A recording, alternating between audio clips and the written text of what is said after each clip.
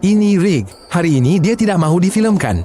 Tetapi anda tekan play lagi. Saya hantar dia ke Everest. Dia mendaki tanpa peralatan, hanya dengan pakaian hangat. Pendakian begini jarang berakhir baik. Tanpa oksigen tambahan, otak hanya dapat sepertiga keperluan. Pendaki berpengalaman pun boleh bengkak, halusinasi dan radang dingin di sini. Tetapi Rick bukan pendaki. Dia hanya bertahan. Dia bermula dari kem pangkalan, ketinggian 5,300 meter. Di sini pun, orang tidur tak lena, makan sikit, jantung berdenyut 2 kali ganda. Ini baru permulaan. Badannya sudah terbeban. Rick masuk ke kemah. Beg tidur, mi segera, air panas dari termos. Di luar, suhu minus 20. Di ketinggian ini, tiada pokok atau haiwan. Hanya ais, batu dan angin. Malamnya dia hampir tak tidur. Dia mual, pening kepala, sendi sakit. Ini permulaan penyakit gunung. Tekanan udara di sini 2 kali lebih rendah dari paras laut. Oksigen kurang, sukar masuk darah. Otak mula membengkak, darah pula memekat. Sesetengah orang mengalami sawan pada malam begini. Rick cuma mata merah dan jari kaki kebas buat masa ini. Sehari kemudian, Rick naik lebih tinggi ke 7,000 meter. Setiap langkah terasa perlahan, bukan kerana salji tetapi ototnya kurang oksigen. Dalam udara nipis ini, gerakan mudah pun memerlukan 2 kali ganda tenaga. Dia hampir tidak makan. Tubuhnya mematikan selera makan agar tidak bazir tenaga mencerna. Tanpa makanan, dia hilang kekuatan. Di ketinggian ini, seseorang hilang sekilo sehari, susut otot dan cairan walau hanya berbaring. Tetapi Rick tidak berehat, dia meredah salji, kadang tenggelam hingga lutut. Setiap nafasnya pendek dan berat. Rick tidak bernafas, dia menghirup udara dengan payah. Angin menusuk kulitnya di balik topeng, matanya sukar fokus. Angin adalah yang terburuk. Di Everest, angin membuat sejuk jadi maut. Badannya sentiasa kehilangan haba, walau di bawah pakaian. Peluhnya tersejat serta-merta, membawa haba pergi. Jari kakinya mula beku. Dia tidak rasa hujung jari, tidak dapat gerakkan kelingkingnya. Ini bermakna tisu badannya beku, tetapi dia tidak tahu. Rick berjalan di pinggir rabung salji.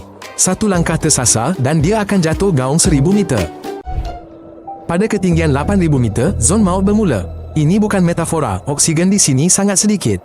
Badan mula rosak walaupun berehat. Sel otak, paru-paru dan jantung mati secara beransur-ansur. Jika kekal terlalu lama, anda akan mati. Atlet terlatih pun jarang berada di sini lebih 16 jam. Rick sudah berada di zon ini selama 3 jam. Dia tidak tahu salur darah di kepalanya mengembang. Cecair meresap ke dalam tisu otak. Ini permulaan edema. Tetapi Rick hanya berjalan dengan sangat perlahan. Pada ketinggian ini, badan terasa lumpuh. Rick tidak betul-betul faham di mana dia. Dia melihat batu, tali, kesan kaki di salji. Tetapi fikirannya kosong. Nafasnya tidak teratur, matanya kabur. Dia mula mendengar dengung, seolah-olah ada enjin berdekatan. Itu bukan bunyi, itu darah berdesir dalam telinganya. Sekejap dia berhenti untuk bernafas. Jantungnya berdegup kencang seperti orang gila. Rick cuba bercakap kuat, tetapi tidak dapat menyusun ayat. Percakapan sering terganggu dulu apabila otak kurang oksigen. Rick akhirnya sampai ke puncak. Ketinggian 8,848 meter adalah titik tertinggi di bumi. Tiada kehidupan, hanya ais dan angin. Dia mengeluarkan bendera kecil dan menancapkannya ke salji. Dia tersenyum, tetapi matanya kosong. Rick terhuyung-hayang lalu melutut. Bengkak otak memburuk. Saluran darah di tengkorak membengkak, tekanan meningkat. Dia batuk dan meninggalkan tompok merah jambu di salji putih. Itu darah dari paru-paru, isyarat bahawa keadaan teruk. Tiada hospital di Everest. Jika anda rasa tidak sihat, anda hanya perlu turun perlahan-lahan. Rick berpaling dan mengambil langkah pertama turun, tetapi tubuhnya tidak menurut. Dia seperti boneka yang dikawal orang asing. Jatuh ke gaung adalah hal termudah sekarang. Jarinya kaku, Rick tidak dapat membuka karabiner. Semua yang dulu dia lakukan secara otomatik kini memerlukan usaha. Cermin mata berkabus, pelitup muka tersangkut, semua di sekeliling menjadi tompok putih. Pipi Rick diselaputi frost, kulitnya beku, tetapi dia tidak rasa sejuk atau sakit.